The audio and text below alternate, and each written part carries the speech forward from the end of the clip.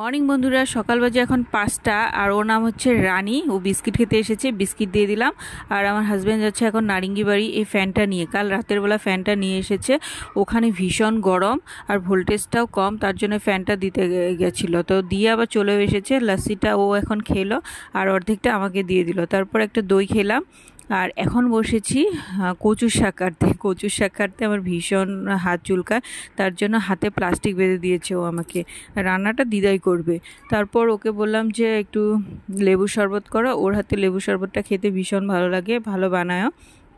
দেন দুপুরে লাঞ্চ করে আমরা চলে এলাম বিকেলবেলা গোবিন্দ মন্দিরে। এখানে এসে দেখি লোক অল্প কম, তারপর আস্তে আস্তে লোকের ভিড়টা বেড়ে গেল। নাম সংকীর্তন হলো। এখানে ভীষণ ভালো লাগে, মনটা একদম শান্ত হয়ে যায়। আর এতটা মানে কি বলবো।